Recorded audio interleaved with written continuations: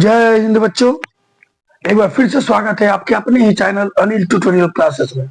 तो बच्चों, आज हम लोग क्लास 10 के चैप्टर नंबर 1 बायोलॉजी को देखने जा रहे हैं, जिसका नाम है बच्चों पोषण। क्या नाम है? पोषण या न्यूट्रिशन, जो भी कहिए। आज हम लोग इसका जो शॉर्ट क्वेश्चन है वो सभी शॉर्ट क्वेश्चन को डीपली देखेंगे। और इसके पहले मैंने जो इसके पहले वाली वीडियो है उसमें मैंने इसका जो जितना ऑब्जेक्टिव है सभी ऑब्जेक्टिव को मैंने एक ही वीडियो में बनाकर डाल दिया है। और अप्रोक्स ये 50 से 60 ऑब्जेक्टिव होंगे। और याद रखिए सभी के सभी ऑब्जेक्टिव बच्चों एग्जाम में पूछे गए हैं, और एग्जाम के दृष्टिकोण से वो सारे ऑब्जेक्टिव बच्चों बहुत इंपॉर्टेंट है। इसलिए कृपया उसको जाइएगा और ध्यान से उसको देख लीजिएगा, क्योंकि वो सारे ऑब्जेक्टिव आपके लिए इंपॉर्टेंट है। अगर आप उसको बेहतर तरीके से देख लेते हैं बच्चों, तो मेरे अंदर से पूरा डाउट क्लियर हो जाएगा आप लोगों का। तो अभी हम लोग देखते हैं शॉर्ट क्वेश्चन, जो कि ये भी क्वेश्चन मैंने जितना भी लिया सब क्वेश्चन बच्चों ईयर वाइज पूछा हुआ है। और इन सभी क्वेश्चन में जितने भी क्वेश्चन का इंपॉर्टेंट टॉपिक और उनमें से कौन से क्वेश्चन ज्यादा चांसेस से पूछने का, और जितने भी इस चैप्टर के इंपॉर्टेंट शॉर्ट क्वेश्चन है, सारा मैं इस वीडियो में कर आप लोगों को दे दूंगा। और इसके बाद जो वीडियो बनाऊंगा उसमें बच्चों 4 या 5 लॉन्ग क्वेश्चन आएंगे जो अब तक पूछे गए हैं, और अगर पूछे जाएंगे आने वाले समय में तो उन्हीं में से कोई ना कोई क्वेश्चन पूछा जाएगा। मैं सिलेक्टेड 4 से 5 क्वेश्चन लिखकर आप लोगों को समझाकर प्रोवाइड करा दूंगा। ठीक है बच्चों, तो चलिए, अगर आप लोगों को वीडियो अच्छा लगा हो तो हमारे चैनल को सब्सक्राइब कर दीजिए, वीडियो को लाइक करके बेल आइकन को दबा दीजिए, ताकि टाइमली मेरा नोटिफिकेशन आप लोगों को मिलता रहे बच्चों। तो फटाफट से जाइए, हमारे वीडियो को लाइक और चैनल को सब्सक्राइब कर लीजिए। ठीक है बच्चों, तो चलिए हम लोग वीडियो शुरू करते हैं।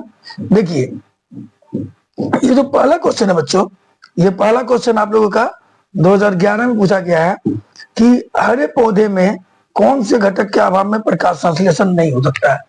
याद रखिएगा बच्चों, हरे पौधे में प्रकाश संश्लेषण के लिए सबसे मेन घटक है, पौधे में बोला बच्चों, पौधे के अंदर कौन सा घटक है जो प्रकाश संश्लेषण के जरूरी है। तो बच्चों याद रखिएगा, क्लोरोफिल जो है वह प्रकाश संश्लेषण के लिए जरूरी है। ठीक है बच्चों, अब जो अगला क्वेश्चन है, अगले क्वेश्चन में बोला प्रकाश संश्लेषण का समीकरण लिखे। ठीक है बच्चों, तो बच्चों हम लोग प्रकाश संश्लेषण के बारे में जानते ही हैं कि प्रकाश संश्लेषण अभिक्रिया में क्या होता है बच्चों। कार्बन डाइऑक्साइड गैस पौधे वायुमंडल से लेते हैं, जमीन से बच्चों जल लेते हैं, और रिएक्शन करते हैं किसमें? सूर्य के प्रकाश में, सूर्य के प्रकाश में, और किसकी मौजूदगी में बच्चों? क्लोरोफिल की मौजूदगी में। ठीक है, और इनके बाद जो प्रोडक्ट बनता है वो प्रोडक्ट क्या बनता है बच्चों? बनता है C6H12O6, जिसको हम लोग कहते हैं ग्लूकोज या कार्बोहाइड्रेट। ठीक है बच्चों, और इसके बाद ऑक्सीजन गैस बनता है और रंध्र से जल बाहर निकलता है। तो ये हमारा रासायनिक जो अभिक्रिया है उसका समीकरण हो गया किसका? प्रकाश संश्लेषण अभिक्रिया का। अब इसको हम लोग करते हैं बैलेंस। तो ध्यान रखिएगा बच्चों, बैलेंस करने के लिए आप लोगों को इधर जितना कार्बन है कार्बन उतना ही उधर होना चाहिए, जितना ऑक्सीजन इधर है उतना ऑक्सीजन इधर भी होना चाहिए, और जितना हाइड्रोजन इधर है इतना हाइड्रोजन इधर भी होना चाहिए। ठीक है बच्चों, तो इसका मैंने स्पेशल वीडियो बना दिया कैसे बैलेंस किया जाता है। आप वीडियो को जाके देख लीजिएगा, आपको समझ में आ जाएगा। तो देखिए, बैलेंस करने के लिए क्या करते हैं, बस सिंपल सा तरीका याद रखिएगा। प्रकाश संश्लेषण अभिक्रिया में अगर बैलेंस करना आप लोगों को, तो समीकरण लिखने के बाद जैसे ये CO2 है तो याद रखिएगा इसके आगे 6 लगाएंगे। ठीक है, इसके आगे 12 लगाएंगे। देखिए 6 12, उसके बाद 6 लग जाएगा। याद रखिएगा 6 12, ग्लूकोज के साथ कुछ नहीं लगाना है और जल के साथ 12 लगाना, बाकी सबके साथ 6 लगा देना है।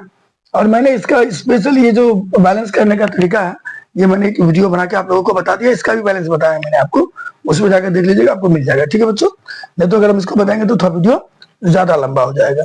ठीक है, क्योंकि अब 30 के आसपास क्वेश्चन आप लोगों को इस वीडियो में बताने वाले हैं। अब हम लोग देखते हैं बच्चों अगले क्वेश्चन को। अगला क्वेश्चन क्या कर रहा है, ध्यान दीजिएगा। अगला क्वेश्चन जो कर रहा है बच्चों, परजीवी किसे कहते हैं? तो याद रखिएगा वह जीव वह जीव जो किसी दूसरे जीव के शरीर के भीतर या बाहर अगर पोषण प्राप्त करते हैं उसे परजीवी कहते हैं।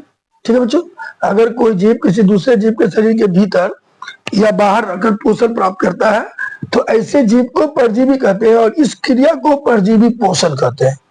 यानी कोई भी जीव किसी दूसरे जीव के शरीर के भीतर है या बाहर है, शरीर के भीतर अगर या बाहर अगर पोषण प्राप्त करे तो ऐसे जीव को हम लोग कहते हैं परजीवी, और किस पोषण की विधि को कहते हैं परजीवी पोषण।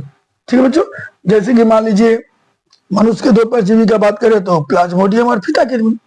प्लाज्मोडियम जो कि मादा एनोफिलीज मच्छर की लार में पाया जाता है, जो एक प्रकार का प्रोटोजोआ है, और जब ये मच्छर हमको काटती है तो वो हमारे ब्लड में चला जाता है और हमारे शरीर के अंदर रहकर पोषण प्राप्त करके तेजी से वृद्धि करता है, हम लोगों में मलेरिया की बीमारी उत्पन्न करता है। तो मनुष्य के दो परजीवी का अगर नाम बोला जाए तो पहला लिखेंगे प्लाज्मोडियम, जिसका वाहक है मादा एनोफिलीज मच्छर, जो हमें मलेरिया रोग उत्पन्न करता है।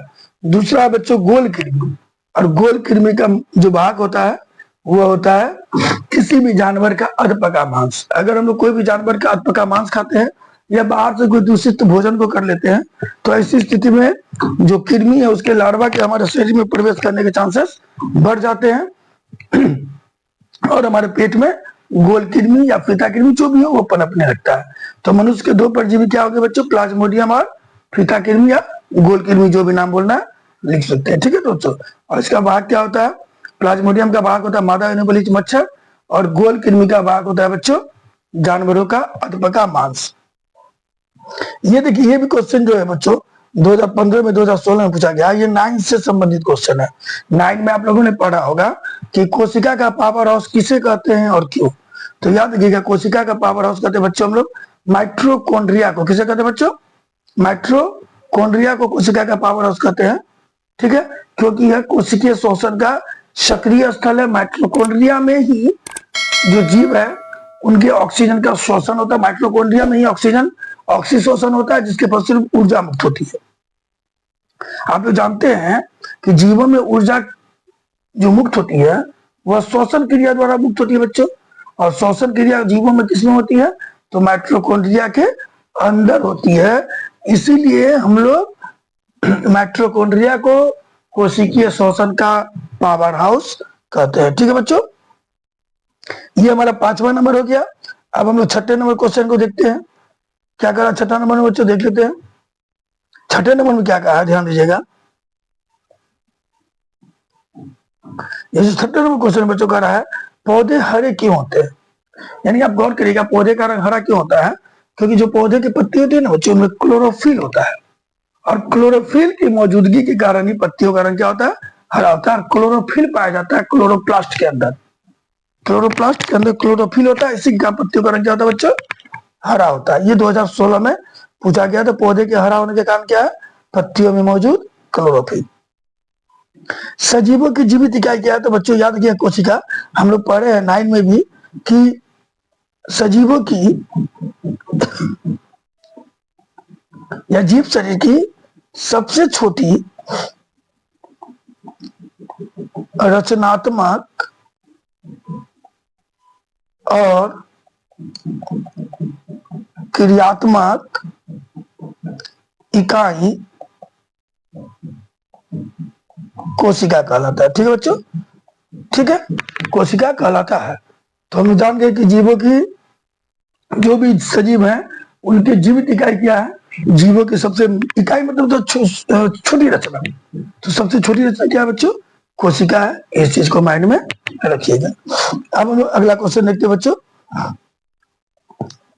मेरे आवाज में तो प्रॉब्लम है बच्चों, आवाज तो मेरा भारी है, इस चीज को ध्यान दीजिएगा, थोड़ा गले में प्रॉब्लम है, फिर भी कोशिश कर रहे हैं अच्छी तरह से वीडियो बनाने का। ठीक है बच्चों, अब अगला क्वेश्चन देखते हैं, अमीबा का पाचन कैसे होता है। देखिए, अमीबा के बारे में तो हम जानते हैं बच्चों कि अमीबा का शरीर का आकार जो है निश्चित नहीं होता है। वह सबसे पहले भोज्य पदार्थ उसके नजदीक जाती है, फिर इस भोज्य पदार्थ को अपने अंदर ढक लेती है। जो आकार चेंज होता है ना बच्चों अमीबा में, इस आकार के चेंज होने, मान लीजिए भोजन को अपने अंदर ढक लिया, और ढकने के बाद उसके अंदर राजधानी का निर्माण होता है।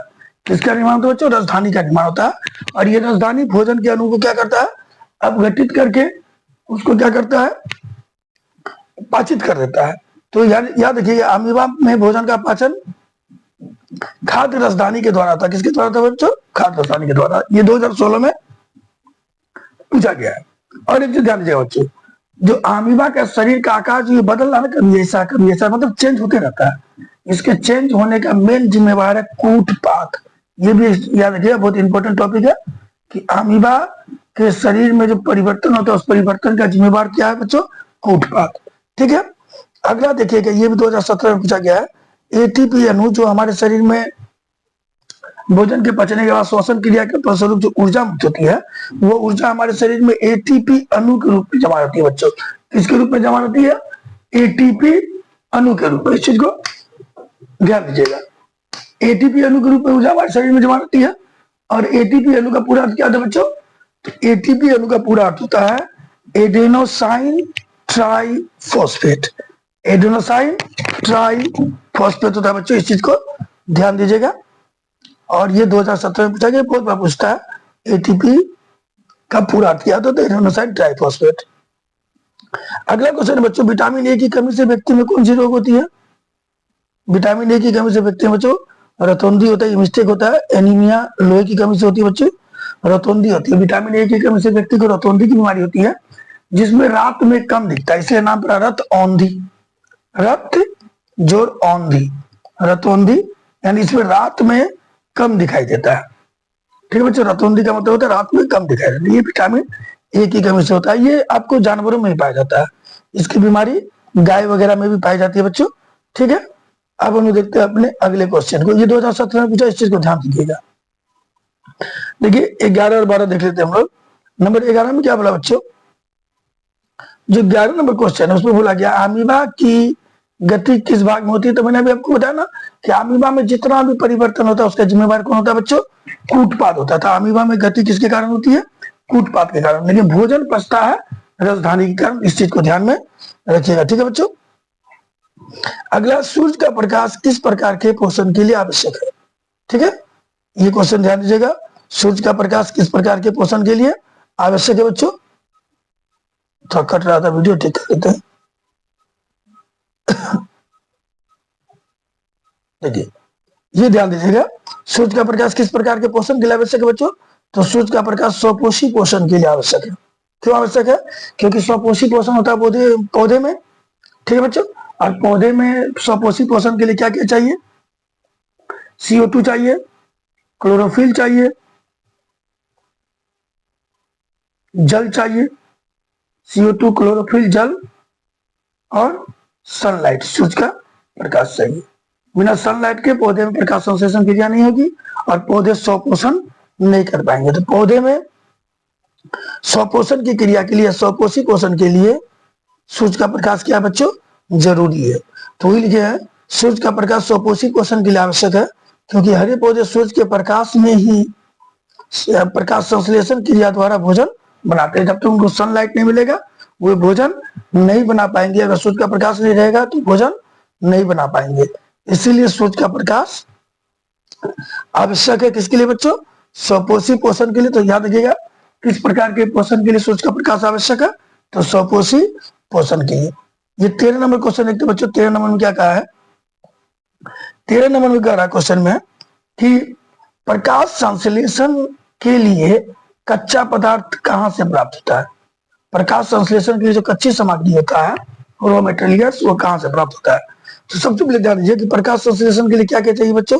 अभी बताते हैं, कार्बन डाइऑक्साइड, जल, सूर्य का प्रकाश और क्लोरोफिल। ये कार्बन डाइऑक्साइड जो है ना बच्चों, कहां से प्राप्त होता है? वायु से। पौधे कार्बन डाइऑक्साइड गैस वायु से ग्रहण करते हैं। जल कहां से प्राप्त करते हैं? जमीन से, जल के द्वारा। सूर्य का प्रकाश सूर्य से, सूर्य का प्रकाश पौधे को सूर्य या सूरज से प्राप्त होता है। और क्लोरोफिल तो हम सब जानते हैं पत्तियों से प्राप्त होता है। तो ये पता चल गया कि प्रकाश संश्लेषण के लिए आवश्यक कच्ची सामग्री क्या क्या है? CO2 है, जल है, सूर्य का प्रकाश है, क्लोरोफिल है। CO2 प्राप्त होता है वायु से, जल प्राप्त होता है जमीन से, सूर्य का प्रकाश प्राप्त होता है सूर्य से, और क्लोरोफिल प्राप्त होता है बच्चों पत्तियों से। ये 13 नंबर क्लियर हो गया। अब क्वेश्चन नंबर 14 देखते हैं बच्चों। क्वेश्चन नंबर 14 क्या बोला गया है कि कोई वस्तु सजीव है, संजीव लिखा गया है, कोई वस्तु सजीव है इसका निर्धारण आप कैसे करेंगे या किन मानदंडों से करेंगे। यानी कोई भी चीज सजीव है, आप कैसे बताइएगा कि वो सजीव है। आगे कुछ तो उसका पहचान होगा जो बताएगा कि वो सजीव है। तो याद रखिएगा, कोई भी वस्तु सजीव है इसका पहचान करने के लिए हमारे पास निम्न मानदंड है। निम्न चीजों के द्वारा हम बता सकते हैं कि वह सजीव है, जिनमें पहला है कि श्वसन होती है बच्चों सजीवों को। कभी सजीव है तो श्वसन करेंगे और ऊर्जा मुक्त करेंगे। दूसरा होता है सजीवों को पोषण चाहिए, जीवित रहने के लिए एनर्जी चाहिए। एनर्जी के लिए क्या चाहिए बच्चों? पोषण चाहिए। यानी सजीवों को भोजन की भी आवश्यकता होती है। सजीवों में वृद्धि होती है बच्चों। सजीव जनन करते हैं, यानी अपने जैसे संतान की उत्पत्ति करते हैं सजीव। सजीवों में उत्सर्जन होता है, शरीर में जो भी हानिकारक और विषैला पदार्थ बनता है वह शरीर में उत्सर्जन क्रिया द्वारा क्या होता है बच्चों? बाहर निकलता है। ठीक है, इस चीज को ध्यान में रखिएगा। अगला है सजीवों की निश्चित रूप में मृत्यु होती है। यानी जितने भी, देखिए निर्जीव तो मरेंगे ही नहीं, लेकिन जितने भी संसार के सजीव हैं वो एक न एक दिन मरेंगे, ये याद रखिएगा। तो ये सारी चीज सजीव के बचाने के, श्वसन होना, पोषण होना, वृद्धि होना, जनन होना, उत्सर्जन होना और अंत में मृत्यु होना। अगर ये सारी चीज किसी जीव में है तो बच्चों उन्हें हम लोग किसकी कैटेगरी में रखेंगे? सजीव की कैटेगरी में रखेंगे। ये क्वेश्चन समझ में आ गया आप लोगों को? क्या कहा गया था कि कोई भी सजीव लिखा गया, संजीव हो गया बच्चे, ध्यान दीजिएगा, ये अनुस्वार नहीं है। कोई वस्तु सजीव है इसका निर्धारण आप किन मानदंडों के द्वारा करिएगा? तो जो मैंने आपको बता दिया उसका निर्धारण क्या क्या है? श्वसन है, पोषण है, वृद्धि है, जनन है, उत्सर्जन है और मृत्यु है। ठीक है बच्चों, ध्यान रखिएगा, बहुत इंपॉर्टेंट क्वेश्चन है। अब हम लोग अपने अगले क्वेश्चन को देखते हैं, 15 नंबर और 16 नंबर को। 15 नंबर क्या कर रहा है बच्चों? 15 नंबर क्वेश्चन जो है वह कह रहा है हरित लवक के किस भाग में प्रकाश संश्लेषण अभिक्रिया होती है? हरित लवक बोलने का मतलब हो गया बच्चों क्लोरोप्लास्ट। और क्लोरोप्लास्ट के अंदर क्या होता है बच्चों? क्लोरोफिल होता है, इसको कहते हैं पर्णहरित। हरित लवक का मतलब हो गया क्लोरो प्लास्ट, और क्लोरोफिल का मतलब क्या होता है बच्चों?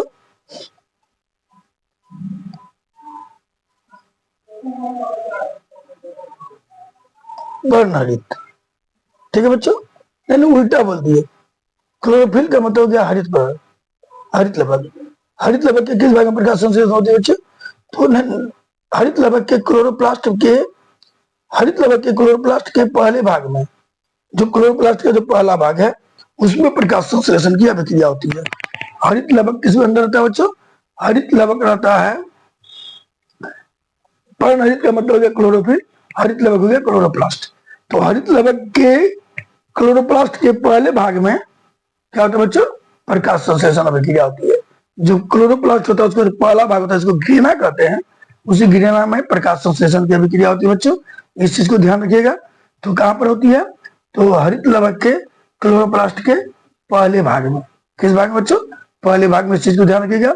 अगला, जीवों को पोषण के लिए की आवश्यकता क्यों है? ये बहुत इंपॉर्टेंट क्वेश्चन बच्चों 2014 में और 2023 में पूछा है कि जीवों को पोषण की आवश्यकता क्यों होती है। तो देखिए भाई, जीवों में पोषण निम्न क्रिया के लिए अनिवार्य है। तो गलत है क्या? क्रिया के लिए अनिवार्य है। जीवों में पोषण निम्न क्रिया के लिए अनिवार्य है। क्यों? तो पोषण द्वारा ही जीव को ऊर्जा की प्राप्ति होती है। यानी जीवों को जो एनर्जी चाहिए बच्चों, वो एनर्जी उनको किसके द्वारा मिलती है? पोषण द्वारा मिलती है। तो पोषण द्वारा ही जीवों को एनर्जी मिलती है। पहला काम है, शरीर की जो कोशिकाएं टूटी फूटी रहती है, इन टूटी फूटी कोशिकाओं का मरम्मत के लिए भी पोषण जरूरी है। क्योंकि हम जानते हैं कि अगर शरीर का हड्डी टूट गया तो उसके लिए कैल्शियम चाहिए बच्चों। अगर मान लीजिए कोई बॉडी के किसी भाग में कट गया, घाव हो गया, इंजरी हो गया, तो उनको जोड़ने के लिए प्रोटीन चाहिए। तो शरीर की टूट फूट की मरम्मत करने के लिए और नई कोशिकाओं के निर्माण के लिए भी हम लोगों को क्या चाहिए बच्चों? पोषण चाहिए।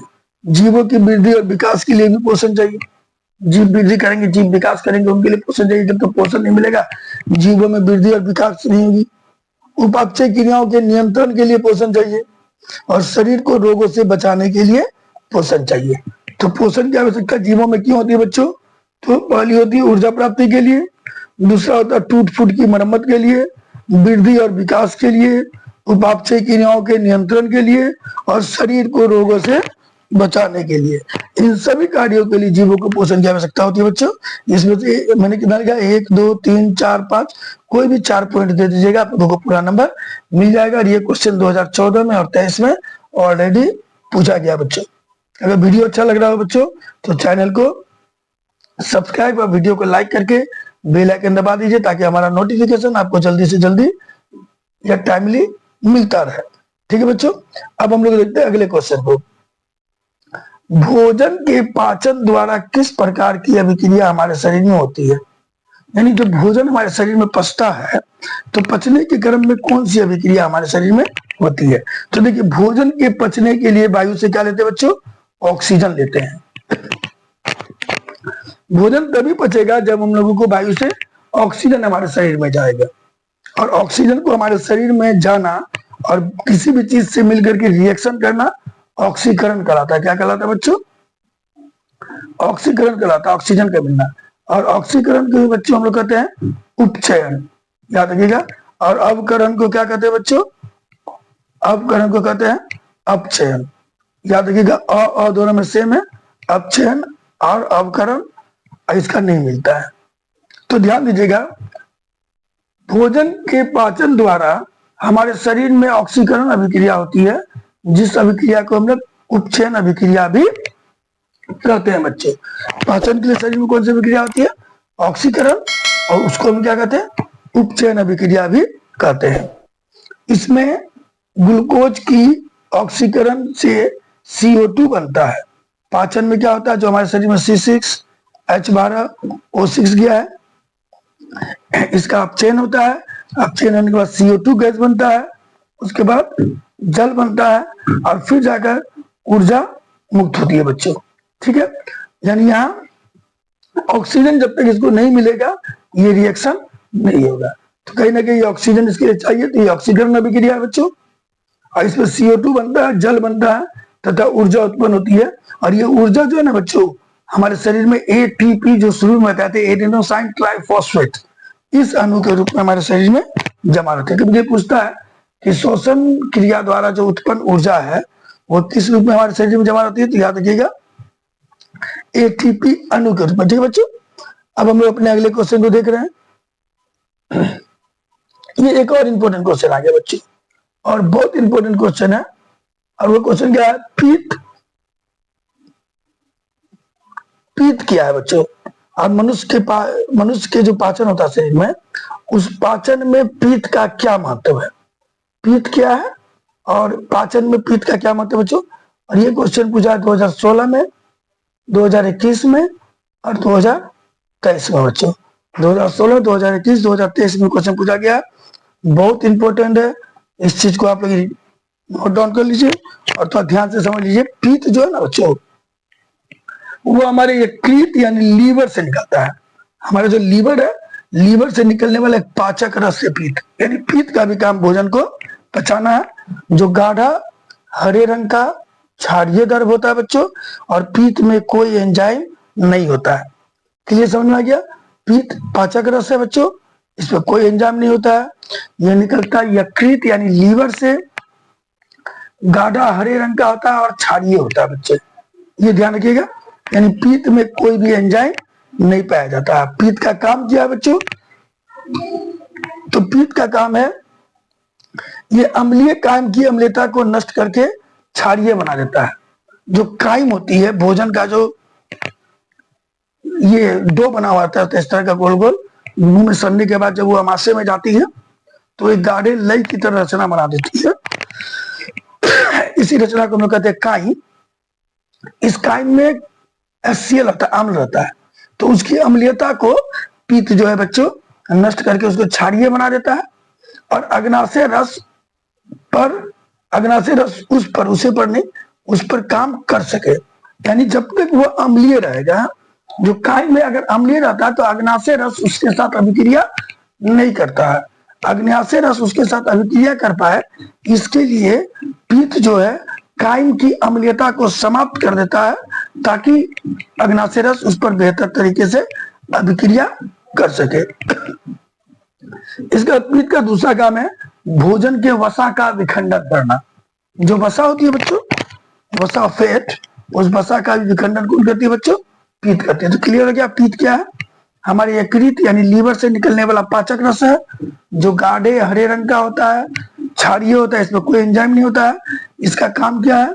तो कायम की अम्लता को नष्ट करके उसे क्षारीय बना देना, क्षारीय होगा, क्षारीय बना देना ताकि अग्नाशय रस उस पर काम कर सके, उस पर क्रिया कर सके। ठीक है बच्चों। और इसके अलावा वसा का वह विखंडन करने में भी मदद करती है। ठीक है। अब हम 19 नंबर क्वेश्चन को देखते हैं। ये और एक इंपॉर्टेंट क्वेश्चन है बच्चों, जो कि 2016 में पूछा गया है। अमाशय रस का पाचन में क्या भूमिका है? देखिए अमाशय जो होता है उसकी भीतरी दीवार कहीं कहीं धसी धसी होती है। इस धसी हुई ग्रंथि को कहते हैं हम लोग जठर ग्रंथि। क्या कहते हैं बच्चों? जठर ग्रंथि।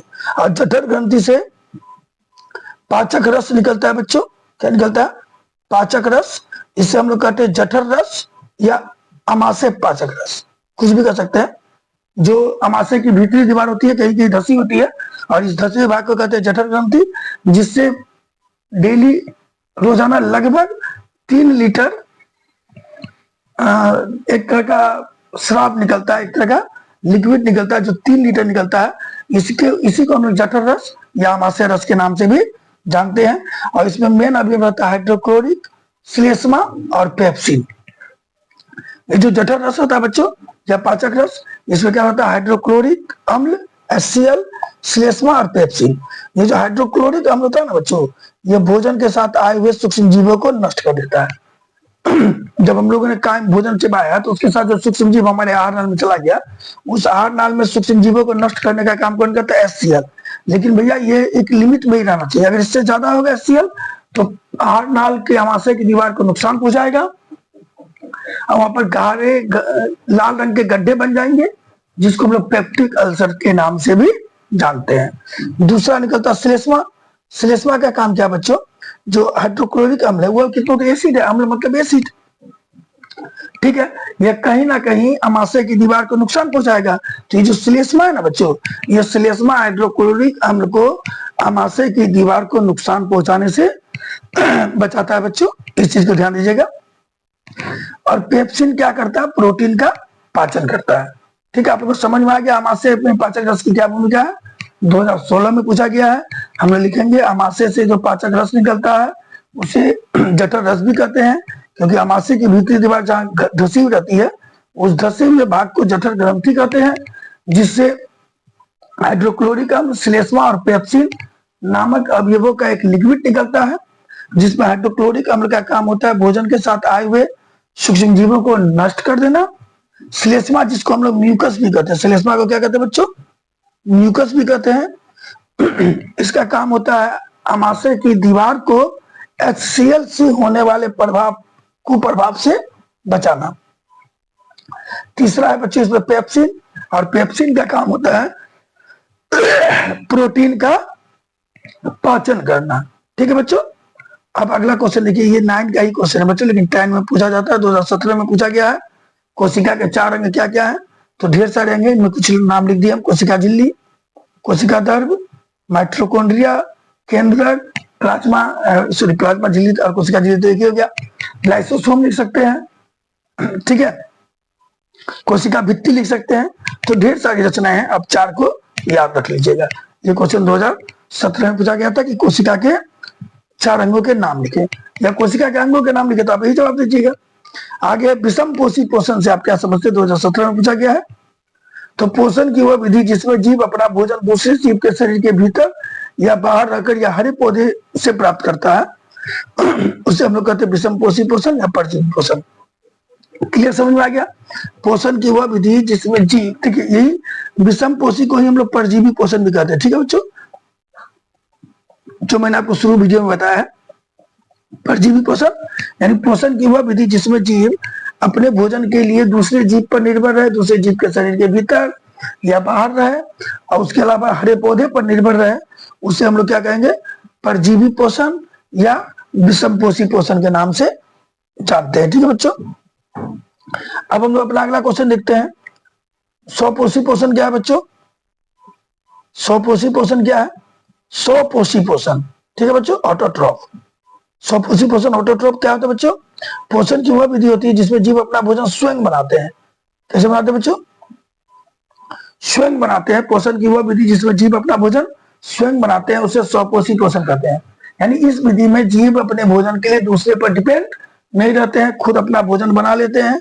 इसे हम लोग कहते हैं बच्चों स्वपोषी पोषण कहते हैं। जैसे कि हरे पौधे स्वपोषी पोषण करते हैं क्योंकि हरे पौधे में होता है क्लोरोफिल, ठीक है। और क्लोरोफिल में या क्लोरोफिल के कारण वे सूर्य के प्रकाश में प्रकाश संश्लेषण क्रिया के द्वारा अपना भोजन खुद बना लेते हैं, ठीक है बच्चों। तो पोषण की वह विधि जिसमें जीव अपना भोजन स्वयं बनाते हैं उसे स्वपोषी पोषण कहते हैं, ठीक है। जिसमें पौधे जो है प्रकाश संश्लेषण क्रिया के द्वारा क्लोरोफिल की मौजूदगी में अपना भोजन खुद बना लेते हैं बच्चों, इसलिए इसे हम लोग कहते हैं स्वपोषी पोषण। इन्हें अपने भोजन के लिए दूसरे जीवों पर निर्भर रहने की आवश्यकता नहीं होती है, ठीक है। और ये 2017 में पूछा गया है। चलिए अगला क्वेश्चन देखते हैं बच्चों, सजीवों के 4 लक्षण।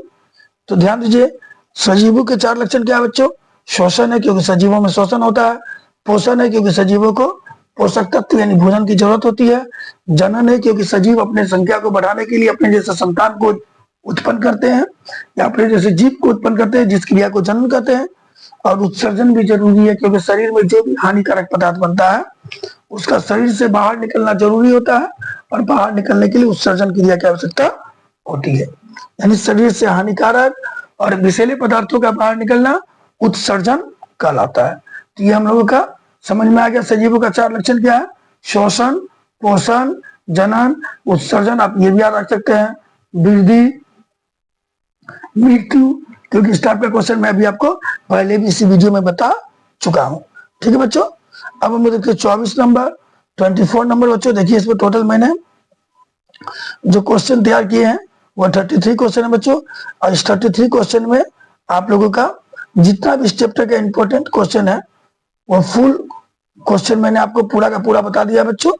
इस चीज को ध्यान में रखिएगा, और बहुत इंपॉर्टेंट चैप्टर है, ये भी आप लोगों को माइंड में रखना है, ठीक है बच्चों। जो 24 नंबर क्वेश्चन बोल रहा बच्चों, 24 नंबर क्या बोला गया? स्वपोषी पोषण और विषमपोषी पोषण में अंतर लिखे। ध्यान दीजिएगा इस चीज को। अगर आप लोगों को कोई 2 पोषण में या कोई भी 2 चीज में अंतर लिखने बोलता है और आप लोगों को उसके बारे में विशेष जानकारी नहीं है तो आप दोनों का परिभाषा लिख दीजिएगा, क्लियर हो जाएगा, ठीक है। फिर भी मैंने इसको बनाया है। देखिए, पोषण की वह विधि जिसमें जीव अपना भोजन स्वयं प्रकाश संश्लेषण क्रिया द्वारा बनाते हैं उन्हें स्वपोषी कहते हैं, और यह बात हम पहले ही बता चुके हैं। करोड़ों पौधे जो है स्वपोषी हैं। और पोषण की वह विधि जिसमें जीव अपने भोजन के लिए हरे पौधे या दूसरे जीव पर निर्भर करते हैं उसे विषमपोषी पोषण या परजीवी पोषण कहते हैं। तो पहला अंतर तो हो गया, जब जीव अपना भोजन खुद बनाए तो स्वपोषी पोषण, और जब अपने जीव अपने भोजन के लिए दूसरे जीव पर निर्भर है तो वो विषमपोषी पोषण, ठीक है बच्चों। और दूसरा है, सभी हरे पौधे में स्वपोषी पोषण होता है और सभी जंतुओं में विषमपोषी पोषण होता है। हरे पौधे में स्वपोषी पोषण क्यों होता है बच्चों? क्योंकि हरे पौधे में है क्लोरोफिल, जिसके कारण वो सूर्य के प्रकाश में अपना भोजन खुद बना लेते हैं। लेकिन जीव जंतुओं में क्लोरोफिल नहीं होता है, इसलिए वो अपना भोजन खुद नहीं बना पाते हैं, और उनमें क्या होता है बच्चों? विषमपोषी पोषण होता है। अगला, पाचक एंजाइम का कार्य लिखे। देखिए पाचक एंजाइम क्या होता है बच्चों? लाइपेज, एमाइलेज, ये सब कुछ पाचक एंजाइम। और पाचक एंजाइम का मेन काम होता है भोजन को पचाना। पाचक एंजाइम का काम क्या होगा बच्चों? 2019 में पूछा है, ठीक है। और ये क्वेश्चन तो भैया बहुत बार पूछा है। ये क्वेश्चन 2013 में पूछा है, 2015 में पूछा है, 2019 में पूछा है, 2022 में पूछा है, 2023 में पूछा है। ये इंपॉर्टेंट है। ये पाचक एंजाइम के कार्य के बारे में बताएं तो भैया पाचक एंजाइम यानी वह एंजाइम जो पचाने का काम करे। तो निश्चित तौर पे पाचक एंजाइम का पहला काम है भोजन को पचाना, यानी ये भोजन के अणुओं को सरल अणुओं में तोड़ती है। भोजन के जटिल अणुओं को ये सरल अणुओं में तोड़ती है और भोजन को पचाने का काम करती है। और भोजन में कार्बोहाइड्रेट या वसा जैसे जो भी जटिल अणु होते हैं, ठीक है, जटिल यहाँ अणु होगा, अणुओं को पचाने का काम करती है। यानी पाचक एंजाइम का काम है भोजन को पचाना, भोजन के जटिल अणुओं को सरल अणुओं में तोड़ना मुख्य रूप से प्रोटीन, कार्बोहाइड्रेट और वसा जैसे जटिल अणुओं को यह तोड़ती है और तोड़ करके ऊर्जा मुक्त करती है, जैसे लाइपेज हुआ, एमाइलेज हुआ, ये सब कुछ पाचक एंजाइम है। और ये पाचक एंजाइम भोजन को तो पचाते हैं ही, साथ ही साथ पचे हुए भोजन के अवशोषण में भी मदद करते हैं। यानी केवल पाचक एंजाइम का काम भोजन को पचाना ही नहीं है बच्चों, पचे हुए भोजन के अवशोषण में भी इसका मेन रोल होता है। अब हम लोग देखते हैं बच्चों 26 नंबर क्वेश्चन। ठीक है, 26 नंबर ही बहुत इंपॉर्टेंट क्वेश्चन बच्चों। आप देख सकते हैं कि 26 नंबर क्वेश्चन कितने बार पूछा गया, देख सकते हैं बच्चों। 18 में, 20 में, 22 में और 14 में पूछा गया 26 नंबर। ठीक है बच्चों, 18, 20, 22 और 14 में ये क्वेश्चन पूछा गया है। क्वेश्चन क्या करा बच्चों, प्रकाश संश्लेषण अभिक्रिया क्या है, इसका समीकरण लिखे। देखिए हम लोग समीकरण तो अभी जस्ट पढ़ चुके हैं, फिर भी बता देते हैं आप लोगों को हम। प्रकाश संश्लेषण अभिक्रिया में क्या होती है बच्चे, कि हरे पौधे कार्बन वायुमंडल से CO2 यानी कार्बन डाइऑक्साइड को ग्रहण किए बच्चों, और जमीन से जल ग्रहण किए, और जल ग्रहण करके सूर्य के प्रकाश में और क्लोरोफिल की मौजूदगी में, सूर्य के प्रकाश में और क्लोरोफिल की मौजूदगी में C6H12O6 ग्लूकोज बनाते हैं, CO2 गैस बनाते हैं और जल बनाते हैं। इसको बैलेंस करने के लिए मैंने बता ही दिया था कि इसके आगे 6, इसके आगे कुछ नहीं लगाना है, फिर ये 6 और जल के साथ केवल 12 लगा देना है। और मैंने पहले ही बता दिया कि मैंने स्पेशल समीकरण को संतुलित करने के संबंध में एक इक्वेशन बनाकर डाला, एक वीडियो बनाकर डाला है, उसे आप लोग देख लीजिएगा। मुझे उम्मीद है कि आप लोग बैलेंस करना, संतुलित करना समझ सकते हैं। ठीक है बच्चों, तो इसमें क्या होती है, चीजें हैं कि सूर्य के प्रकाश में पौधे वायुमंडल से कार्बन डाइऑक्साइड और जमीन से जल लेकर क्लोरोफिल की मौजूदगी में कार्बोहाइड्रेट बनाते हैं, जो भोजन का काम करता है पौधे के लिए। इस क्रिया को प्रकाश संश्लेषण अभिक्रिया कहते हैं, और इसमें ऑक्सीजन गैस वायुमंडल में मुक्त होता है। सॉरी, यहाँ ऑक्सीजन लिखाएगा बच्चों, प्रकाश संश्लेषण है, ऑक्सीजन लिखाएगा। ठीक है, मैंने गलती से कार्बन डाइऑक्साइड लिख दिया है, ध्यान दीजिएगा। कार्बन डाइऑक्साइड मुक्त नहीं होता शोषण में, क्या मुक्त होता है, ऑक्सीजन मुक्त होता है। तो क्लियर हो गया कि सूर्य के प्रकाश में पौधे, जमीन से जल, ठीक है, वायु से CO2, ठीक है, जमीन से जल, वायु से CO2 लेकर क्लोरोफिल की मौजूदगी में सूर्य के प्रकाश में कार्बोहाइड्रेट बनाते हैं, यानी ग्लूकोज बनाते हैं, जो पौधे के लिए भोजन का काम करता है। और इसके लिए सूर्य का प्रकाश जरूरी है बच्चों, इसलिए इसे प्रकाश संश्लेषण अभिक्रिया भी कहते हैं। ठीक है, अब हम लोग देखते हैं क्वेश्चन नंबर 27, जो एक और इंपॉर्टेंट क्वेश्चन है बच्चों, बहुत ही इंपॉर्टेंट क्वेश्चन है, इस चीज को ध्यान में रखिएगा। वो क्वेश्चन क्या है बच्चों, वह क्वेश्चन है दीर्घरोम। दीर्घरोम किसे कहते हैं, देखिए दीर्घरोम को ना बहुत जगह विलाई या रसांकुर भी लिखा हुआ मिलेगा बच्चे, विलाई या रसांकुर। ठीक है, तो ध्यान दीजिएगा। तो रसांकुर, तो दीर्घरोम क्या है, विलाई क्या है या रसांकुर क्या है, इसके कार्य लिखे तो याद रखिए। तो हमारा छोटी आंत होता है ना बच्चों, उस छोटी आंत में उंगली की तरह बनी हुई रचना होती है, और जिसमें जो हमारा रक्त वाहिनी है वो रक्त वाहिनी जुड़ा रहता है। ठीक है बच्चों, तो जब भी हमारा पचा हुआ भोजन इस पे आता है, छोटी आंत में आता है, तो ये रक्त वाहिनी, ये जो विलाई है, सबसे पहला तो वो अच्छे पर देखिए, अगर प्लेन रहेगा तो भोजन को अवशोषित करने के लिए इतना ही भाग मिलेगा, लेकिन अगर मैं इसमें ऐसे उंगली करके रचना उठा दिया तो भोजन को अवशोषित करने के वाला जो क्षेत्रफल है वो क्षेत्रफल बढ़ गया, तो क्षेत्रफल को बढ़ा देता है। ठीक है, क्षेत्रफल को क्या करता है बच्चों, बढ़ा देता है। इसमें मौजूद जो रक्त वाहिनी है ना बच्चों, ये पोषक को यानी भोजन को अवशोषित करके रक्त के द्वारा शरीर के कोशिकाओं तक पहुंचाने का काम भी करती है। तो दीर्घरोम क्या है, दीर्घरोम जिसको हम लोग विलाई कहते हैं या रसांकुर कहते हैं, छोटी आंत में मौजूद उंगली की तरह रचना है। छोटी आंत में उंगली की तरह एक रचना मौजूद होती है जब बच्चों, जिसको विलाई, दीर्घरोम या रसांकुर के नाम से जानते हैं। इसका कार्य क्या है, तो पहला काम है, इसका कार्य है कि भोजन के अवशोषण के लिए क्षेत्रफल को बढ़ा देना। रसांकुर बच्चों भोजन के अवशोषण के लिए क्षेत्रफल को बढ़ा देती है, तो इसका पहला काम है भोजन के अवशोषण के लिए क्षेत्रफल को बढ़ाना। और दूसरा काम है, इसमें जो रक्त वाहिनी मौजूद होती है ना बच्चों, ये कोशिकाओं को जो मौजूद होती है रक्त वाहिनी, ये मिस लिखा गया शायद, इसमें मौजूद रक्त कोशिका अवशोषित, ठीक है, इसमें मौजूद रक्त कोशिका अवशोषित पोषक तत्व को शरीर के विभिन्न भागों तक पहुंचाती है। रक्त कोशिका की जगह आप रक्त वाहिनी भी लिख सकते हैं। यानी जो दीर्घ रोम है वो छोटी आंत में मौजूद उंगली की तरह रचना है बच्चों। इसका मुख्य काम क्या है?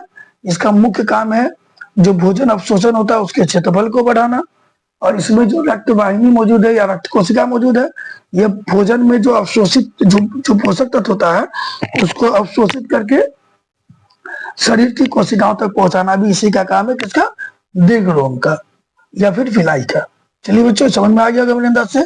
अब हम लोग देखते हैं अगला क्वेश्चन। इस क्वेश्चन को भी हम लोग पहले ही देख चुके हैं बच्चों, इस टाइप का। हमारे अमाशय में अम्ल यानी हाइड्रोक्लोरिक अम्ल की क्या भूमिका है? तो मैंने बताया ना कि अमाशय में जो हाइड्रोक्लोरिक अम्ल होता है बच्चों, वह भोजन के साथ आए हुए सूक्ष्म जीवों को नष्ट करता है और भोजन में मौजूद कैल्शियम को कोमल भी बनाता है और पाइलोरिक छिद्र के खुलने और बंद होने का नियंत्रण करता है। जो अमाशय में जो भी HCl जो है अमाशय में, उस HCl का काम है भोजन के साथ आए हुए सूक्ष्म जीवों को नष्ट करना, कैल्शियम को कोमल बना देना ताकि उसका पाचन हो सके, और पाइलोरिक छिद्र के खुलने और बंद होने का नियंत्रण करना। तो आप लोग पॉइंट वाइज भी लिख सकते हैं। अमाशय में अम्ल की क्या भूमिका होती है? तो अमाशय में कौन अम्ल बनता है बच्चों?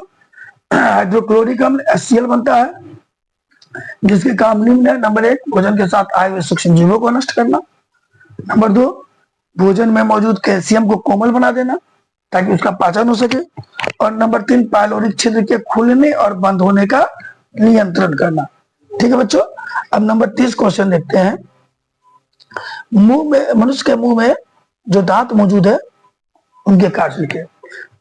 हम लोग जानते हैं कि मनुष्य के मुंह में 4 प्रकार के दांत होते हैं बच्चों, कृंतक, रदनक जिसको भेदक कहते हैं, अग्र चवर्णक और चवर्णक। तो जो कृंतक होता है बच्चों, इसका काम होता है भोजन को काटना। जो हमारे दांत होते हैं, ठीक है बच्चों, ये ऊपरी जबड़ा होगी, ये निचला जबड़ा होगी। ये जो हमारा दांत होता है बच्चों, इस दांत में काटने वाला काम ये कोना से होता है, ठीक है। चीरने वाला काम इस सामने वाला दांत से होता है, ठीक है। और चबाने वाला काम ये बीच वाला दांत से होता है। तो याद रखिएगा, जिस दांत से भोजन को हम लोग काटते हैं वह कहलाता है कृंतक, जिस दांत से भोजन को हम लोग चीरते फाड़ते हैं उसको कहते हैं रदनक, चवर्णक होता है और अग्र चवर्णक होता है जिससे हम लोग भोजन को चबाते हैं। ठीक है बच्चों, तो हमारे मुंह में 4 प्रकार के दांत है, कृंतक, रदनक, अग्र चवर्णक और चवर्णक। जो कृंतक उसका काम है भोजन को काटना, रदनक का काम है भोजन को चीरना फाड़ना, और कृंतक सॉरी अग्र चवर्णक और चवर्णक का काम है भोजन को चबाना। ठीक है बच्चों, अब हम लोग देखते हैं 31 नंबर क्वेश्चन। ये 3 क्वेश्चन हमारे इस वीडियो का लास्ट क्वेश्चन होगा बच्चों। ठीक है, अगर वीडियो को अच्छा लगा हो तो वीडियो को लाइक और सब्सक्राइब, चैनल को सब्सक्राइब करना मत भूलिएगा बच्चों। ठीक है, अब जो अगला क्वेश्चन है वो क्या कर रहा है, मृत जीवी पोषण क्या है? मृत जीवी पोषण, मृत मतलब मरा हुआ, जीवी मतलब जीव, मरे हुए जीव से जब पोषण प्राप्त करते हैं तो उसको कहते हैं हम लोग मृत जीवी पोषण। और मरे हुए जीव से जो भी पोषण प्राप्त किया जाता है बच्चों, वह घुलित होता है, लिक्विड फॉर्म में आता है, घुलित कार्बनिक पदार्थ के रूप में लिक्विड फॉर्म में आता है बच्चों। तो मृत जीवी पोषण क्या है? तो मृत जीवी पोषण, पोषण की वह विधि है जिसमें जीव अपना भोजन मरे हुए या सड़े गले अपशिष्ट पदार्थ से घुलित कार्बनिक पदार्थ के रूप में ग्रहण करता है। जब कोई जीव अपना भोजन मरे हुए या सड़े गले अपशिष्ट पदार्थ से घुलित कार्बनिक पदार्थ यानी लिक्विड फॉर्म में ग्रहण करता है तो उसे हम लोग कहते हैं मृत जीवी पोषण। यानी मरे हुए जीवों से अपशिष्ट, मरे हुए जीवों या अपशिष्ट पदार्थों से घुलित कार्बनिक पदार्थ के रूप में भोजन को ग्रहण करना मृत जीवी पोषण कहलाता है। और यह होता है कवक में, जीवाणु में और प्रोटोजोआ में। ये पोषण किसमें होता है बच्चों? कवक में, जीवाणु में और प्रोटोजोआ में। इनमें जो पोषण होता है बच्चों उसे हम लोग कहते हैं मृत जीवी पोषण। अगला बच्चों परपोषण। परपोषण पोषण की वह विधि है जिसमें जीव अपना भोजन दूसरे जीव के शरीर के भीतर या बाहर रहकर प्राप्त करते हैं। मैंने इसके बारे में मैंने वीडियो के शुरू में भी बताया था। परपोषण को हम लोग विषम पोषण भी कहते हैं। वह विधि पोषण का जिसमें जीव किसी दूसरे जीव के शरीर के भीतर या बाहर, या इससे ठाट लीजिए ना, वह पोषण जिसमें जीव अपने भोजन के लिए दूसरे जीव पर निर्भर है उसे हम लोग कहते हैं बच्चों परजीवी पोषण या विषम पोषण, जैसे प्लाज्मोडियम, ठीक है, जिसका वाहक होता है मादा एनोफिलिस मच्छर। जब ये मच्छर मनुष्य को काटती है तो ये जो प्लाज्मोडियम है वो हमारे रक्त में पहुंचकर पोषक तत्व को ग्रहण करने लगता है और तेजी से वृद्धि और विकास करने लगता है, व्यक्ति में मलेरिया रोग उत्पन्न करता है। समझ में आ गया परपोषण क्या बच्चों? पोषण की वह विधि जिसमें जीव किसी दूसरे जीव के शरीर के भीतर या बाहर रहकर पोषक तत्व को ग्रहण करता है, उसे परजीवी पोषण या परपोषण या विषम पोषण के नाम से जानते हैं। ठीक है, ये 2023 में पूछा, ये भी 2023 में पूछा, ये 2024 से पूछा बच्चों। पोषण क्या है, न्यूट्रिशन क्या? देखिए पोषण का मतलब होता है पोषक तत्व को ग्रहण करना। पोषण का मतलब होता है पोषक तत्व को ग्रहण करना, ठीक है बच्चों। यानी मनुष्य द्वारा पोषक तत्वों को ग्रहण करना पोषण कहलाता है। जब मनुष्य पोषक तत्व को ग्रहण करती है पोषण कहलाता है। और इस अतः प्रक्रम की वह विधि जिसमें नहीं अतः यहाँ लिखाना होगा, छूट गया, जैव प्रक्रम। अतः जैव प्रक्रम की वह विधि जिसमें जीव पोषक तत्वों को ग्रहण करके अपना अनुरक्षण, अनुरक्षण का मतलब होता है मेंटेनेंस, क्या बच्चों? मेंटेनेंस करते हैं, उसे हम लोग क्या कहते हैं बच्चों? पोषण करते हैं। यानी पोषक तत्व को ग्रहण करना, भोजन को ग्रहण करना पोषण कहलाता है।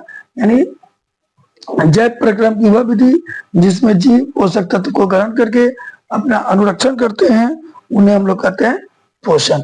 ठीक है बच्चों, तो इस तरह हमारा ये वीडियो समाप्त हुआ। ठीक, अगर आपको वीडियो अच्छा लगा बच्चों तो चैनल को सब्सक्राइब और वीडियो को लाइक तथा शेयर कर दीजिएगा। इससे हम लोग मोटिवेट होते हैं बच्चों, और हम लोगों को थोड़ा और भी प्रेरणा मिलती है कि हम और बेटर से बेटर वीडियो बना के आप लोगों को प्रोवाइड करा सके। ठीक है बच्चों, जय हिंद, जय भारत।